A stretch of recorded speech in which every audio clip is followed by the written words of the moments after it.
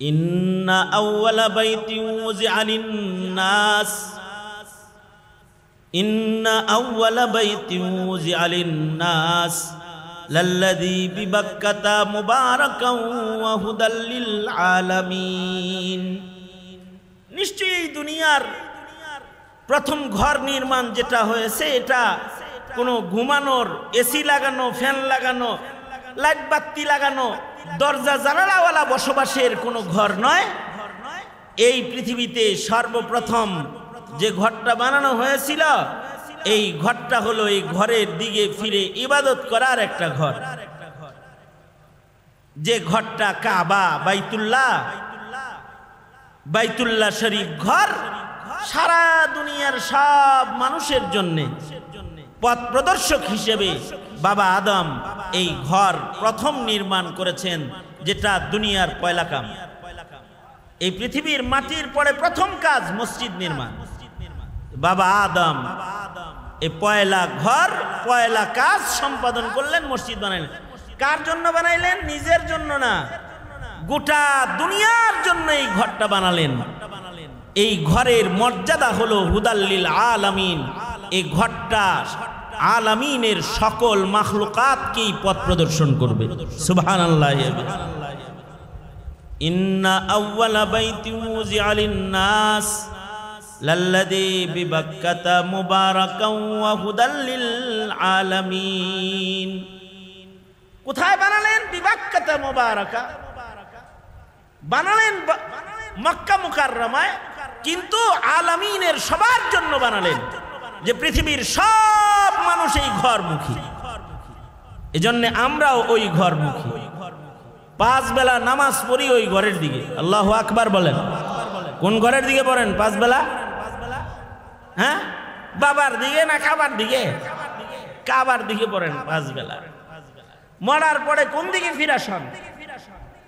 হ্যাঁ, মৃত্যুর পরে আমাদেরকে কবরের দেশে কোন দিকে ঘুরায় শোয়ায়?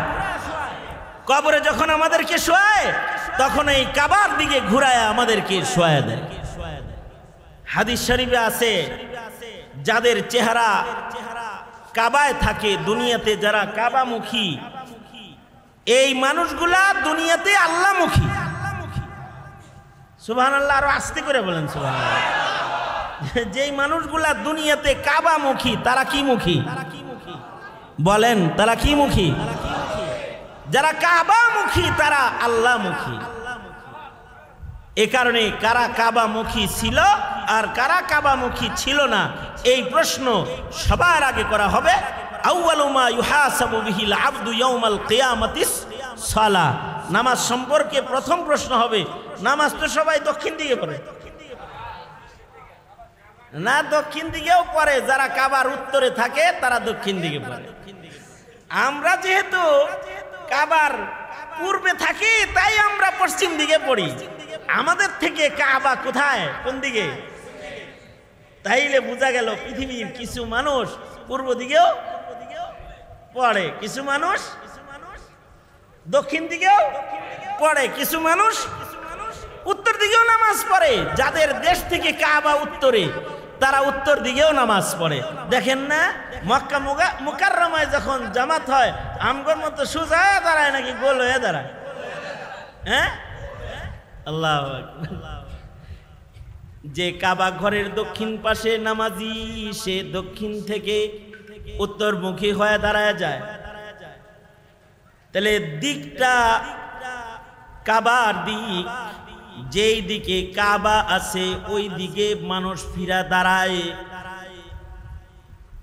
এমনকি মরার পরেও যেই দিকে কাবা আছে ওই দিকে ফিরা শোয়ায়। তার মানে হলো ছবিতে, ভিডিওতে যেভাবে দেখেন নামাজে দাঁড়ায়, কবরের ভিডিও যদি আমরা দেখতাম তাহলে দেখতাম সব গুরুস্থান থেকেও এই কাবার দিকে আছে।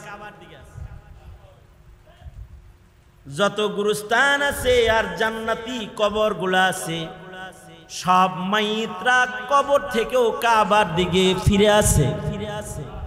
কারণ আল্লাহর রাসূল বলেছেন, কবরে যাদের চেহারা কাবায় থাকে তাদের কবর আযাব হয় না, তাদের কবর জান্নাত হয়ে যায়।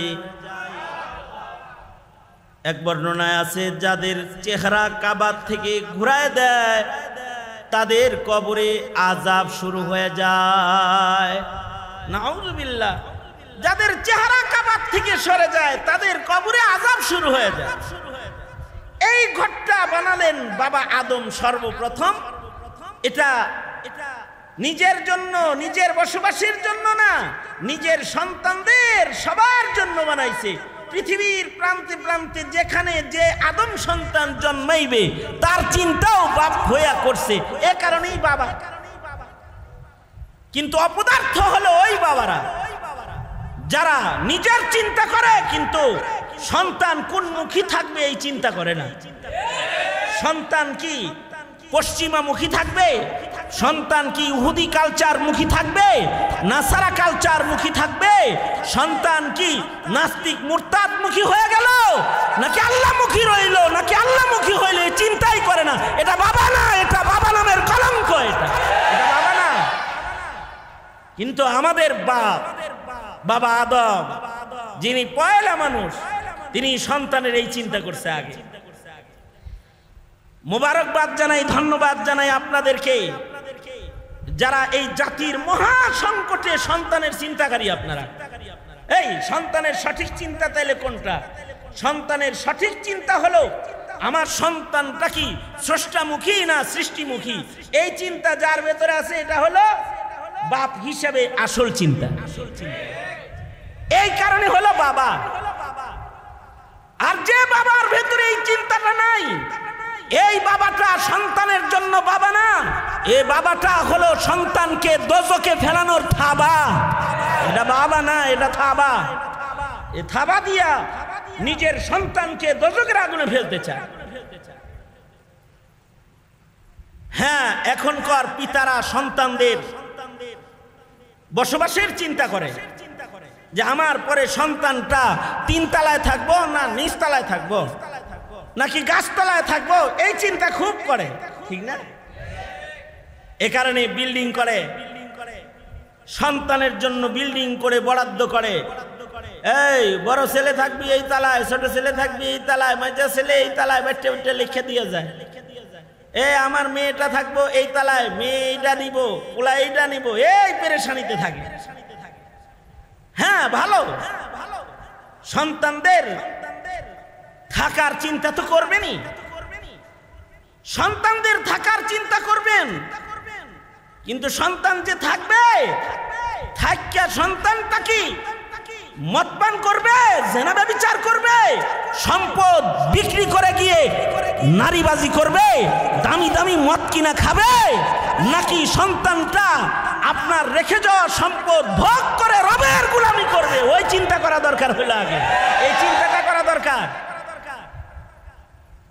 কিন্তু এই চিন্তাটা যে বাপের ভেতরে নাই, এইটা বাপ নামের কলঙ্ক। কিন্তু বাবা আদম এই চিন্তা করেছেন। বাবা আদম নিজের সন্তানদের থাকার ঘরের চিন্তা করেন নাই। বাবা আদম নিজের সন্তানদের ইবাদতের ঘরের চিন্তা করছে। বাবা আদমের যত সন্তান পৃথিবীতে আসবে তারা কি দুনিয়ামুখী হবে নাকি আল্লাহমুখী হবে চিন্তা করে ঘর বানাইলেন, মসজিদ বানায়া বললেন সবে মিলে এক ঘর কেন্দ্রিক আবেদ হয়ে যাও, কারণ এই ঘরটা হুদাল্লিল আলামিন। আল্লাহ তাআলা রব্বুল আলামিন মুহাম্মাদুর রাসূলুল্লাহ সাল্লাল্লাহু আলাইহি ওয়াসাল্লাম রহমাতুল লিল আলামিন, আর কাবা বাইতুল্লাহ হলো হুদাল্লিল আলামিন। আশ্চর্য দেখেন, নূহ নবীর ঔরসেও সন্তান। বাবা আদম থেকে নূহ পর্যন্ত আপনারা তাওয়াজ্জুহ এই দিকে দিলে আর কয়েকটা কথা শুনে যান, তাতে আপনাদের ফায়দা হবে ইনশাআল্লাহ। নূহ আলাইহিস সালাতু ওয়াস সালামের আমলে মানুষের সংখ্যা একেবারে কম না নূহ আলাইহিস সালামের সময়, কারণ বাবা আদমের যুগে সন্তান জন্ম হইতো জোড়া জোড়া, একসাথে দুইটা, কয়টা? একটা ছেলে একটা মেয়ে, একসাথে দুইটা। প্রথমবারে এক ছেলে এক মেয়ে, পরের বারে এক ছেলে এক মেয়ে। বিয়ার বিধান ছিল হলো আগের ছেলে পরের মেয়ে, পরে জন্মগ্রহণ করা মেয়ে আর আগে জন্মগ্রহণ করা ছেলে, আর আগে জন্মগ্রহণ করা ছেলে আর পরে জন্মগ্রহণ করা মেয়ে, দুইটা দুইটা ডবল ডবল জন্ম। আচ্ছা, ডবল ডবল যদি জন্ম নিতে থাকে তাইলে বাচ্চা জন্মের স্পিডটা কি কম না একটু ভালো তালেই আছে? তালেই কিন্তু আছে। এই তালে মানুষ জন্মগ্রহণ করেছে। মনে করেন নূহ আলাইহিস সালাম পর্যন্ত বাইবেল বলে, বিভিন্ন কিতাব বলে, আদম বাবার থেকে নূহ বাবা পর্যন্ত, বাবা আদম থেকে নূহ আলাইহিস সালাম পর্যন্ত জমানা কতটুকুন গেছে? 10 পুরুষ। কয় পুরুষ? 10 পুরুষ অতিক্রম করেছে। 10 পুরুষ বলতে আমরা কত দিন ধার্য করতে পারি? কত বছর গেছে 10 পুরুষ হইলে? এখনকার এক পুরুষের বয়স আর তখন পর এক পুরুষের বয়স কিন্তু একরকম না। এখন এক পুরুষের বয়স হলো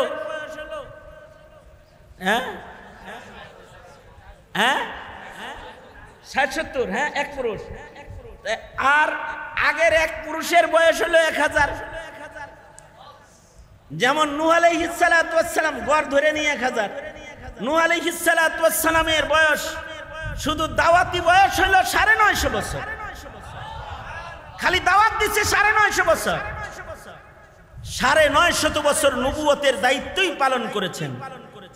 950 বছর। তাহলে এরকম যদি 1000 বছর করে এক এক পুরুষ হয় তাহলে 10 পুরুষে কয় হাজার বছর হয়? হ্যাঁ, অঙ্ক শিখাইতে হবে বাবা। তাহলে 10 পুরুষে মিনিমাম হইতেছে কমাস কম একটা ধৈরা নিলাম কত বছর? 10,000 বছর। 10,000 বছরে মানুষ জন্মাইতে পারে কিরকম? আরে আগেই না, এত ক্যালকুলেটর তো আমার কাছে নাই, কিন্তু একটা আন্দাজে যাই আর কি। মনে করেন এই 30 বছর 40 বছর আগে আমাদের বইয়ে ছিল বাংলাদেশে জনগণের সংখ্যা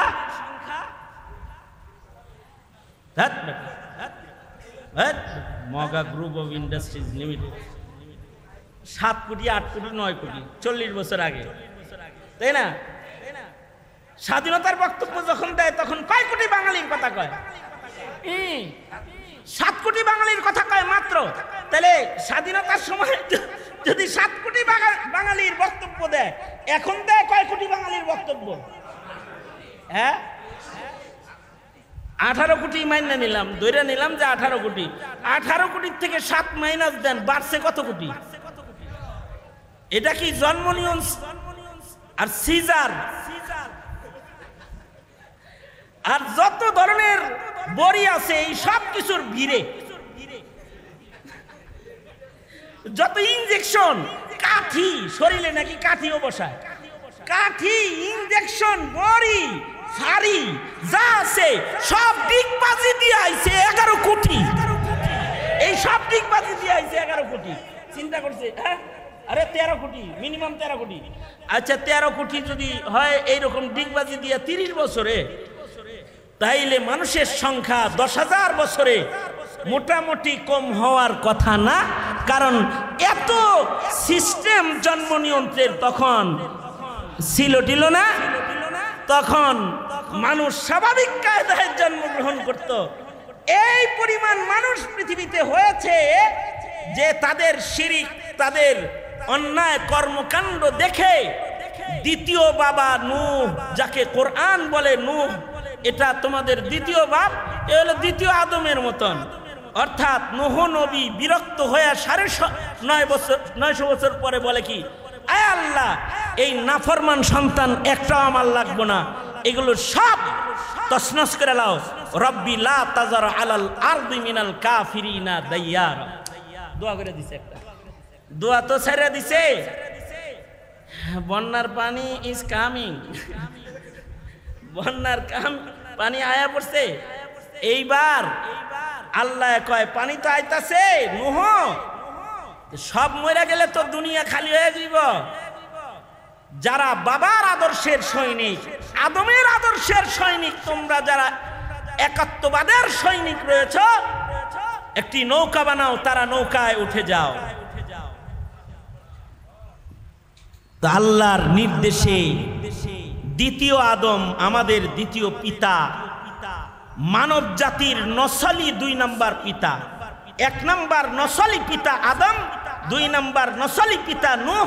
কারণ নূহ আলাইহিস সালাতু ওয়াস সালামেরই 4 সন্তানের ভেতরে 3 সন্তানের ঔরসের 80 জন মানুষ, 40 জন পুরুষ, 40 জন নারী, যারা কালেমাওয়ালা, শুধুই মাত্র তাদেরকে নিয়ে পয়গম্বর নূহ নৌকায় আরোহণ করলেন, আর মহাপ্লাবনে সারা দুনিয়া পানির নিচে চলে গেল। এর ভেতরেও নূহ আলাইহিস সালামের ঔরসের 1 সন্তান আর পিতার আদর্শে এলো না, সে তাওহীদ ও একাত্মবাদ গ্রহণ করবে না, আল্লাহর বন্যার পানি রেখে ভয় পায় না। সে যায় তৎকালীন সময়ের সর্বোচ্চ উঁচু পাহাড়, এইটার চূড়ায় উঠে পড়ছে, বন্যার পানি যেন তাকে স্পর্শ করতে না পারে। এই কারণে সেই পাহাড়ের চূড়ায় উঠে পড়েছে। বড় বড় শক্তিশালী কদমে হেঁটে হেঁটে যখন পাহাড় চূড়ার দিকে আগায়া যায়, পয়গম্বর সন্তানকে ডেকে বলে, এ সন্তান যাইস না, যাইস না, বাপের নাই আয়।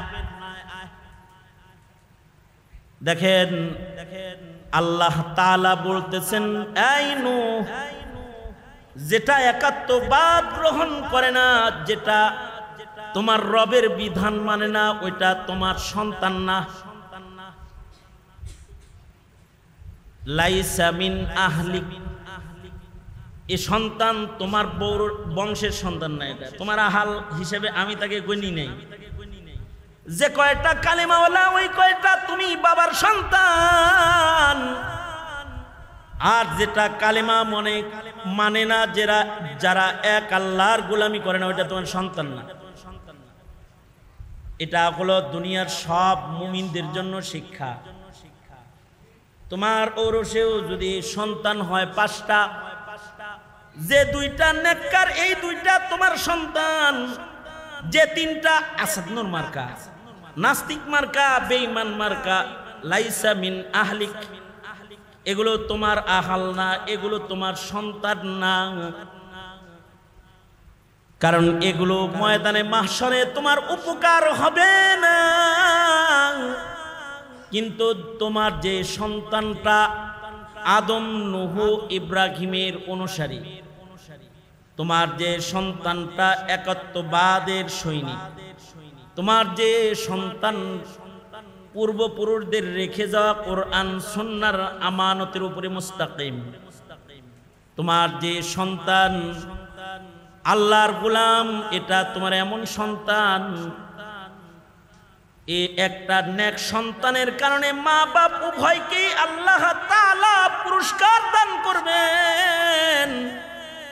একজন হাফেজে কোরআন সন্তানের পুরস্কার হিসেবে তাদের বাবা মাকে ময়দানে মাহশরে আল্লাহ তাআলা নূরের মুকুট পরানোর ইন্তজাম করে, অনুষ্ঠান করে তাদের মাথায় নূরের তাজ পরাবেন।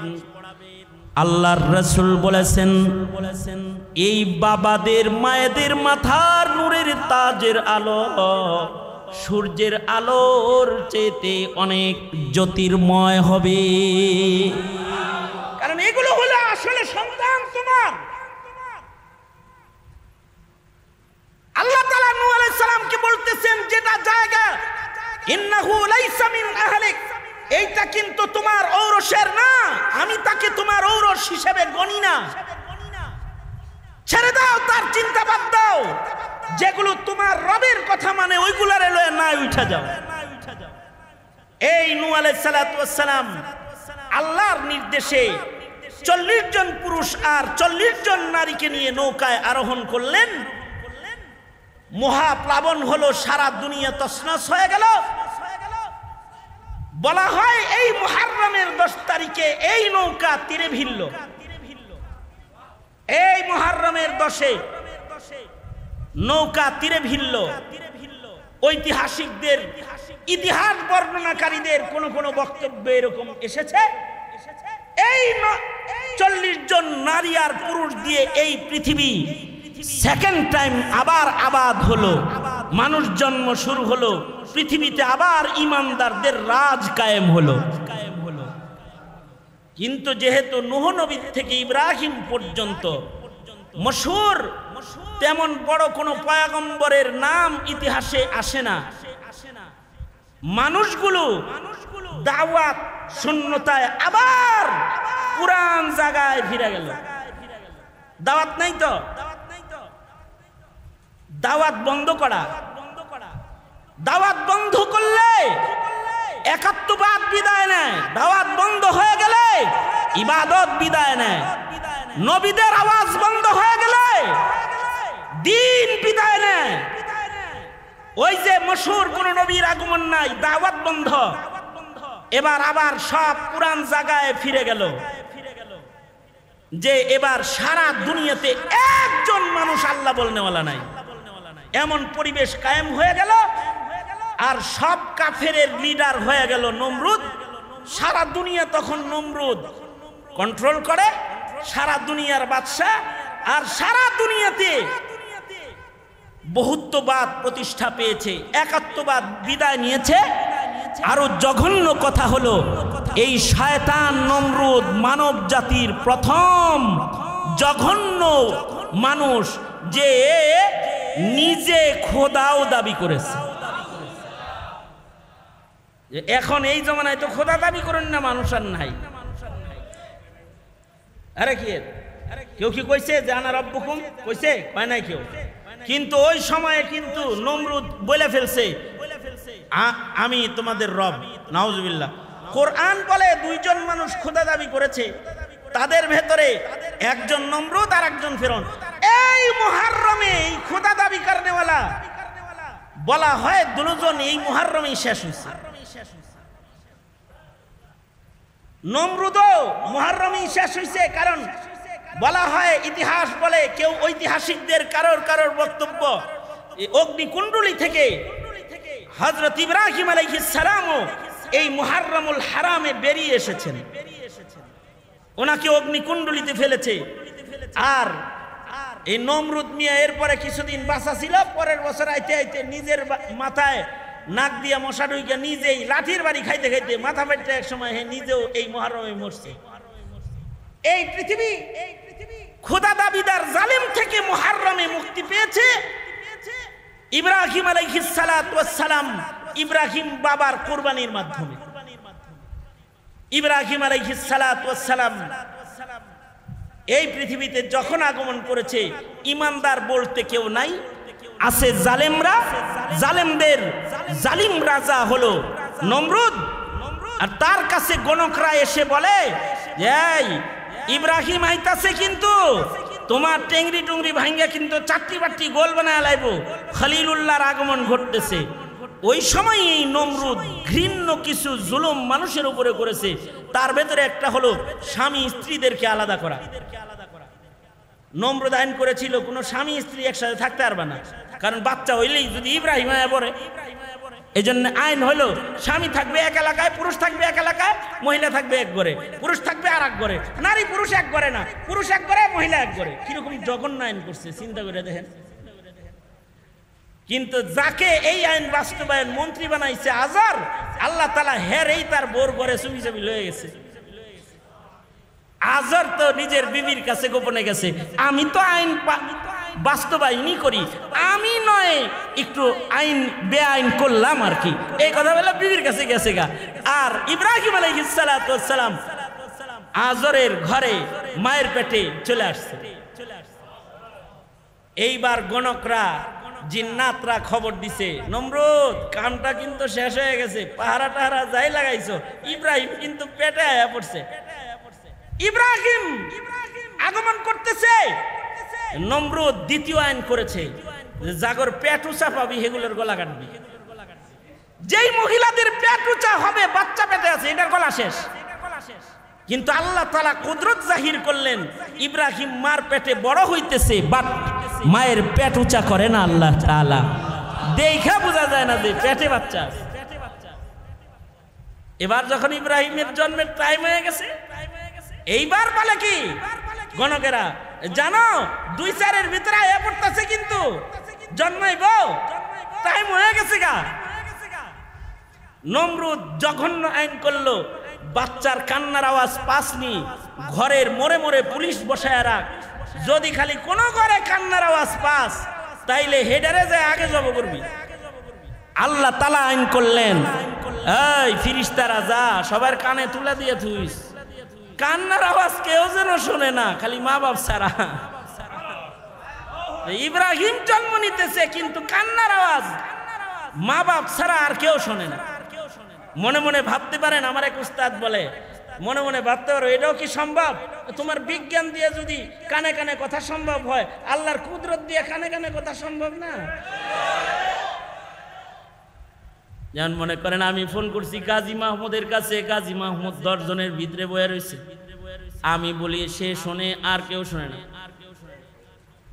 বিজ্ঞানের মোবাইল দিয়ে যদি দুয়ে দুয়ে কথা হয়, তাহলে আল্লাহর কুদরত দিয়ে কেন হবে না?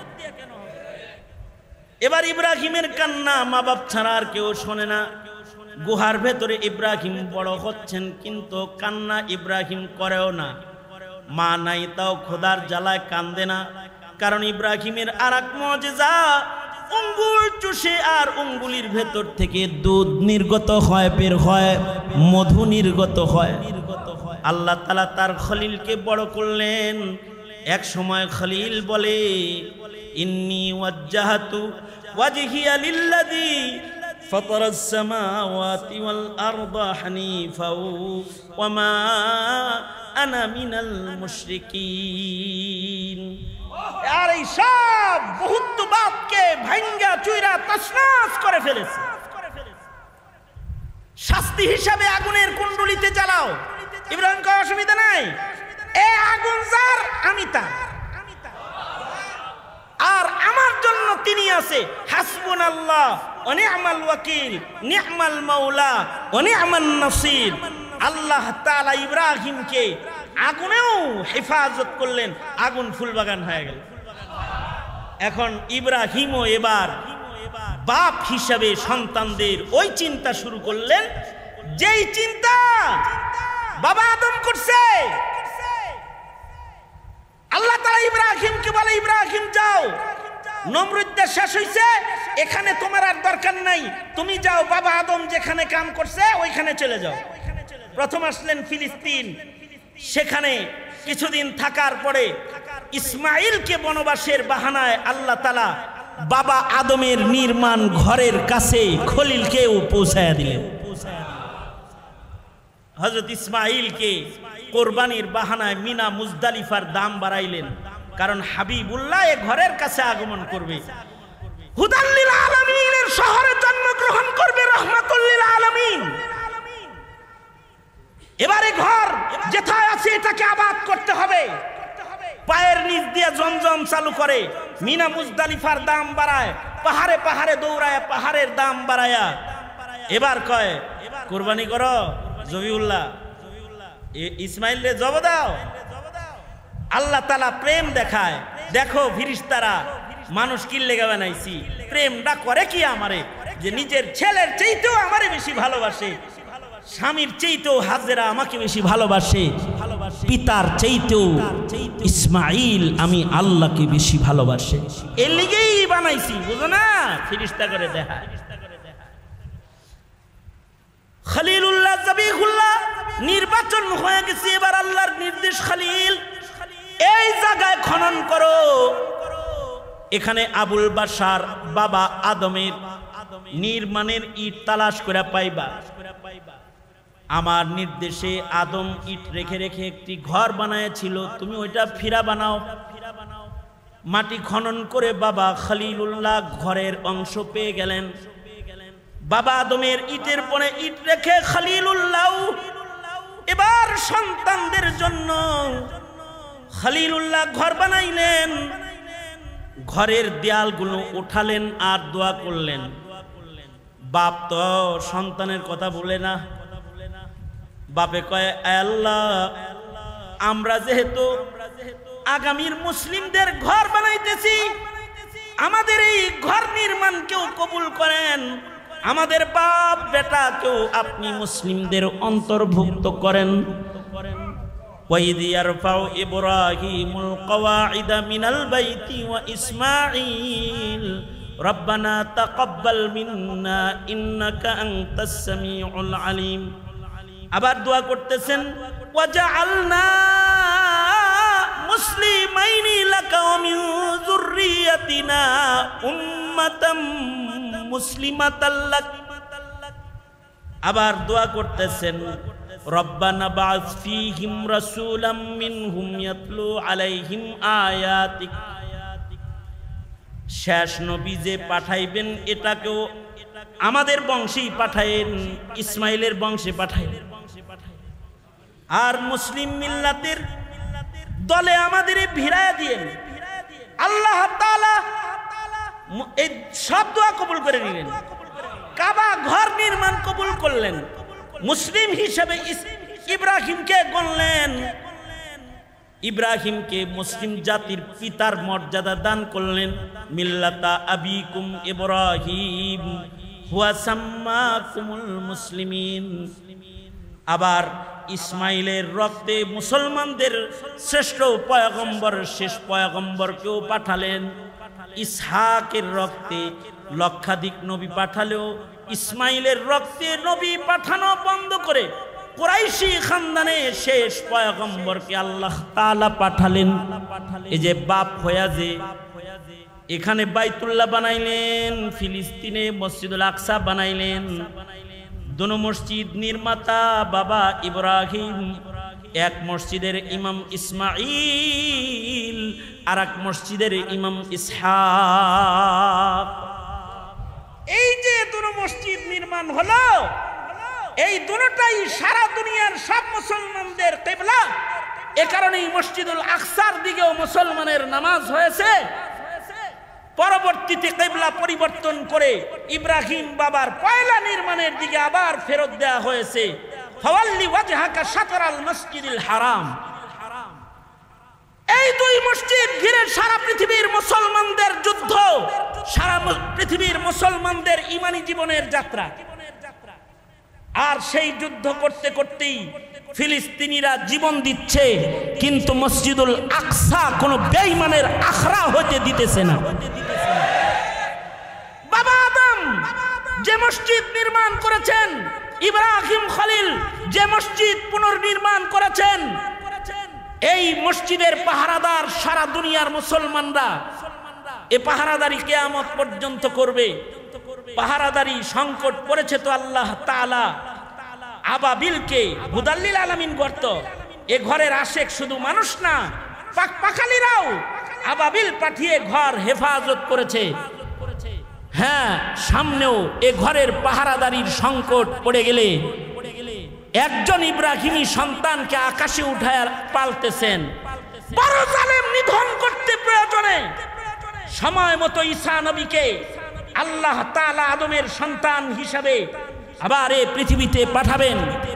বাইতুল্লাহর ইবাদতের পরিবেশকে সংরক্ষণ করবেন, নবী পাকের রেখে যাওয়া দ্বীনকে হিফাজত করবেন।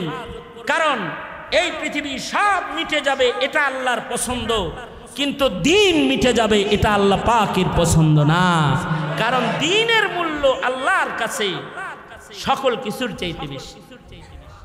এই যে মাদ্রাসা, এই যে মসজিদ, এগুলোর উদ্দেশ্য হলো দ্বীন হিফাজত, ইব্রাহিমী রেখে যাওয়া আমানত, মুহাম্মদুর রাসূলুল্লাহ সাল্লাল্লাহু আলাইহি ওয়াসাল্লামের রেখে যাওয়া আমানতকে হিফাজত করা, এটাই মাকসাদ। সুতরাং আপনারা যারা পিতার জাত আছেন, আপনি পিতা ততক্ষণ পর্যন্ত পিতা না যতক্ষণ পর্যন্ত সন্তানের দ্বীনের ফিকির না করবেন। রুটি রুজির ফিকির করার নাম পিতৃত্ব না, দিনদারির ফিকির করার নাম হলো পিতৃত্ব। দিনদারির ফিকির করার নাম পিতৃত্ব। বুঝলে বুঝপাতা, না বুঝলে নাকি তেজপাতা? বুঝলে বুঝেন গা, ফিকির চালু করেন গা।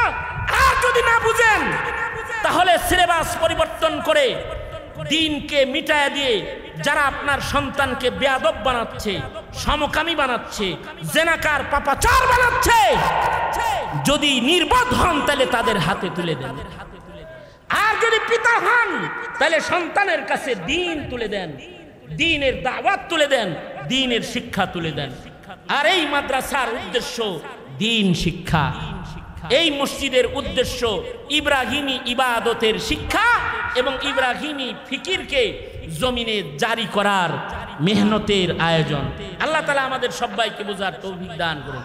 ইহদিনাস সিরাতাল মুস্তাকিম সিরাতাল লাযীনা আন'আমতা আলাইহিম গায়রিল মাগদুবি আলাইহিম ওয়ালাদ-দাল্লিন। ভ্রষ্টদের অনুকরণ নয়, ইহুদিদের অনুকরণ নয়, নাসারাদের অনুসরণ নয়। অনুসরণ হবে যারা পুরস্কার প্রাপ্ত তাদের। এই কারণেই কোরআনে হাকিমে পূর্বপুরুষদের আলোচনা বিদ্যমান আছে, বাপ দাদাদের কৃত্তি বিদ্যমান আছে, যে বাপ দাদারা করছে ডাকি এটা বিদ্যমান আছে। পূর্বপুরুষদের যে সকল নেক কর্ম আছে এইগুলোকে আল্লাহর কালামে আল্লাহ তাআলা তুলে ধরে আমাদের পর্যন্ত খবর পৌঁছাইছেন। যদি আল্লাহ তাআলা পূর্বপুরুষ ও বড়দের আকাবিরদের নবীদের আলোচনা কোরআনে না করতেন, আমরা এগুলা কিছুই পাইতাম না। আমরা পাইতাম না। প্রথম মানুষ দুনিয়াতে কি করছে তাও আমাদের বয়ান করে আল্লাহ তাআলা শুনাইছেন। যুগে যুগে নবীরা কি করেছে সব আল্লাহ তাআলা আমাদেরকে ইতিহাস বলেছেন। এ কারণে বাপদাদাদের কথা আলোচনা করতে হয়, বড়দের কথা আলোচনা করতে হয়, বড়দের কথা শুনতেও হয়, বড়দের মজলিসে বসেও থাকতে হয়। কারণ বরকত বড়দের সাথে, বরকত যারা পূর্বে চলে গেছে তাদের সাথে। السابقون الأولون من المهاجرين والأنصار, যারা আগে তারা বরকতের, আগের যারা পূর্বপুরুষ যারা তারা ভালো, এবং বরকত আল্লাহ তাআলা বড়দের সাথেই রাখছেন। এ কারণে আল্লাহর রাসূল বলেন আল বারাকাতু মা আকাবিরিকুম, বরকত তো তোমাদের বড়দের সাথে আছে। কারণ বড়রা আমাদের চাইতে ভালো না মন্দ? আমাদের পূর্বের বড় যারা তারা কি আমাদের চাইতে ভালো না মন্দ? তারা ভালো ছিল, তাই ভালোদের আলোচনা করতে হয়। ভালোরা যদি মরেও যায় তাহলে তাদের ভালো ভালো গুণগুলো বলতে হয়। উযকুরু মাহাসিনা মাউতাকুম, আল্লাহর রাসূল বলেন তোমাদের বড় যারা মরে যায় এই সকল মৃত মানুষগুলার যে ভালো ভালো গুণ আছে, মরা মানুষদের কিছু ভালো গুণ আছে না, এইগুলা ছোটদের কাছে তোমরা বর্ণনা করো। উযকুরু মাহাসিনা মাউতাকুম। এই কারণে আল্লাহ তাআলা আমাদের অনেক পূর্বের যে সকল বাপদাদা পূর্বপুরুষরা মরে গেছেন তাদের কৃত্তি, তাদের কর্ম, তাদের মিশন, তাদের ঈমানের হালাত, তাদের আমলের হালাত, তাদের ভালো কাজ, এইগুলো কি আল্লাহ তাআলা আমাদের কাছে বর্ণনা করছেন।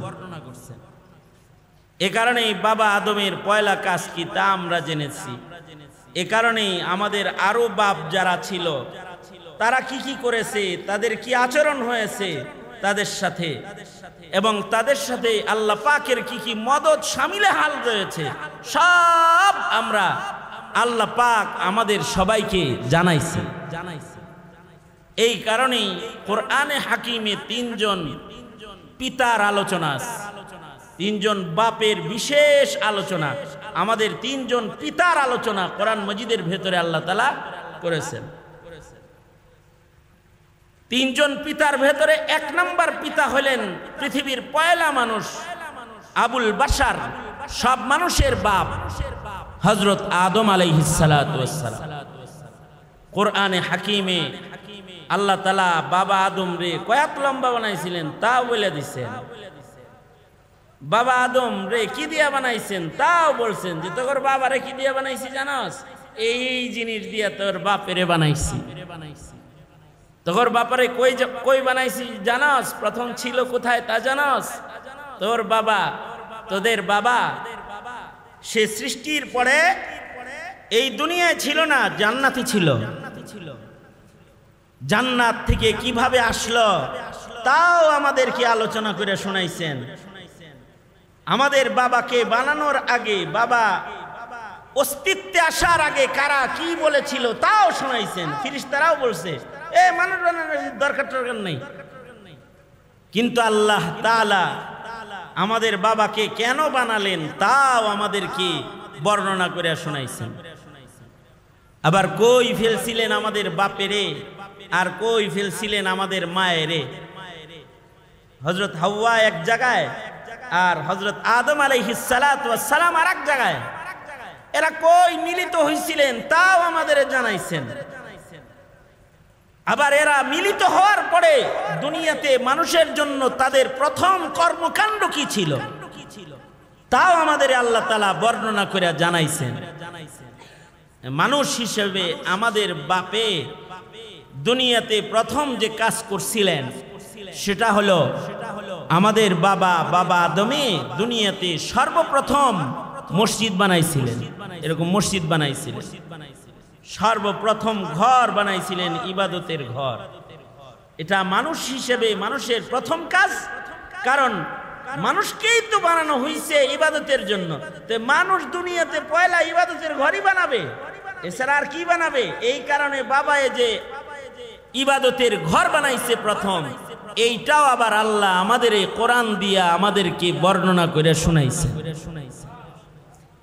আলহামদুলিল্লাহ রাব্বিল আলামিন ওয়াসসালাতু ওয়াসসালামু আলা সাইয়্যিদিল আম্বিয়া ওয়াল মুরসালিন মুহাম্মাদিন ওয়া আলা আলিহি ওয়া আসহাবিহি আজমাইন। রব্বুল আলামিন দুপুর থেকে শুরু করে তোমার বান্দারা প্রচন্ড গরমের ভেতরে বসে কথা শুনেছে। একেবারে সবার শেষ ভাগে গোলাম বসে কিছু কথা বলেছি।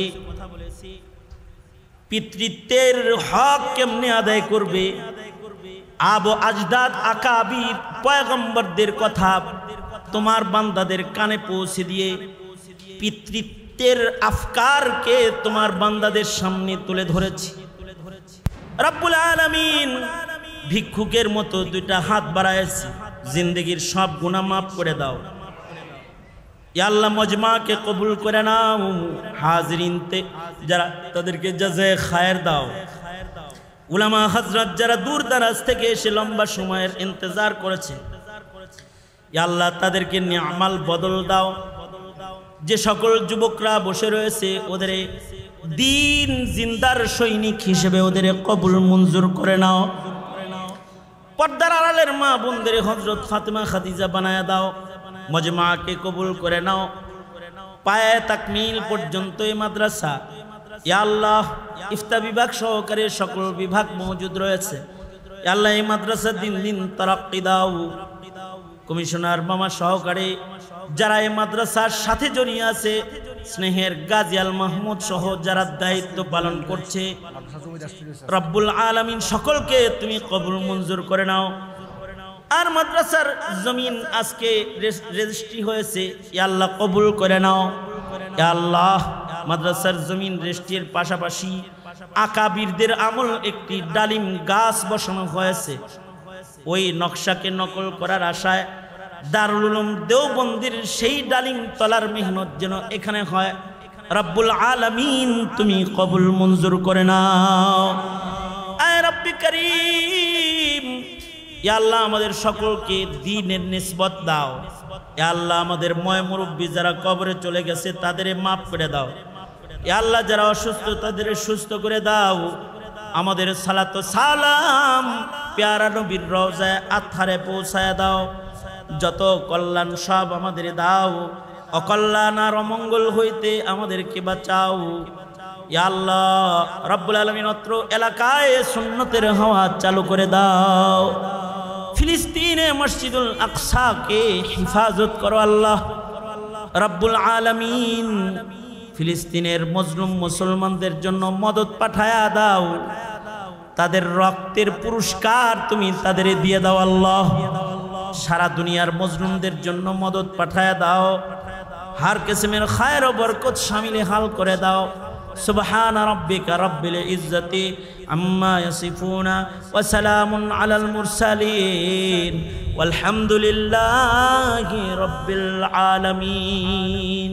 আসসালামু আলাইকুম ওয়া রাহমাতুল্লাহি ওয়া বারাকাতুহু।